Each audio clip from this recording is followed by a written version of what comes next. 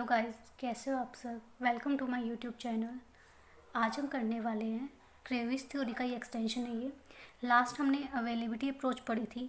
Are Findlay ने इस approach के बारे में और बताया है और इसने फैक्टर प्रोपोर्शन के बेस पे बताया कि कैसे हम ट्रेड करते हैं बिकॉज ऑफ फैक्टर की वजह से। इसने कहा है कि सपोज दो कंट्री है ए एंड बी और दो कमोडिटी को प्रोड्यूस कर रही हैं, that is wheat and steel, और उनके पास equal amounts of labour, capital और आयरन ओर है। और कंट्री जो बी है उसके पास ज़्यादा एग्रीकल्चर लैंड है देन कंट्री ए। नाउ इनके बीच में ट्रेड कैसे होगा वो इस फिगर के थ्रू समझते हैं। ये देखिए, हमने ओ एक्स पे स्टील लिया है और ओ वाई पे व्हीट लिया है। जो ए वन है ये प्रोडक्शन पॉसिबिलिटी कर्व है ए कंट्री का, और बी ए वन क्या है, प्रोडक्शन पॉसिबिलिटी कर्व और बी कंट्री का। ठीक है, और ओ आर लाइन जो है वो डिमांड प्रोपोर्शन को बताती है कि व्हीट और आयरन स्टील की जो है वो इक्वल डिमांड है दोनों कंट्री में। हम ये अज्यूम करके लेके चल रहे हैं अभी। नाउ अब ये जो है P0 ये क्या है, terms of trade off line बताती है। P0 क्या है, हमारी ट्रेड लाइन है।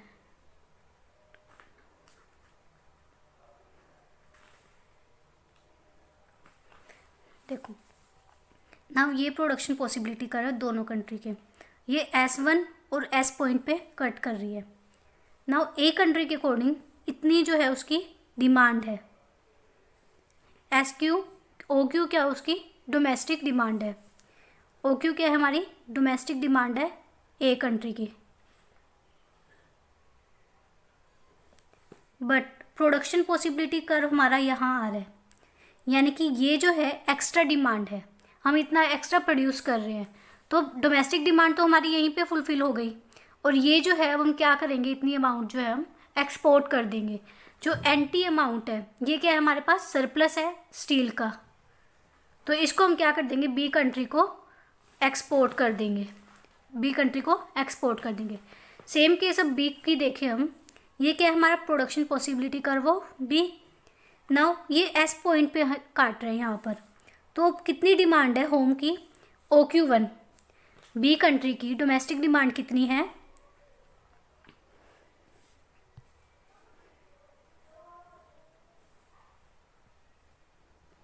OQ1। ये किसकी है, स्टील की। और वेट की कितनी डिमांड है, SQ1। ना इतनी तो उसकी स्टील की वेट की है और इतनी वेट की है, और ये स्टील की है। और वो प्रोड्यूस कितना कर रहा है, इतना कर रहा है, यानी ये वाली चीज़ क्या आ रही है, एक्स्ट्रा आ रही है। PL क्या है, हमारे पास सरप्लस है वीट में, तो हम क्या करेंगे, वीट को एक्सपोर्ट कर देंगे कंट्री ए को। तो बेसिकली यही था डायग्राम में, कैसे हम ट्रेड को इसमें डिफाइन करते हैं कि हमारे पास जो भी एक्स्ट्रा प्रोड्यूस होता है वो हम दूसरी कंट्री को क्या कर देते हैं, एक्सपोर्ट कर देते हैं। और जो हमारे पास सरप्लस में नहीं होता है, जिसकी हमारे पास शॉर्टेज होती है, उसको हम इंपोर्ट कर लेते हैं। आई होप आपको ये वाली आर फिंडले वाली थ्योरी समझ में आई होगी। Thank you.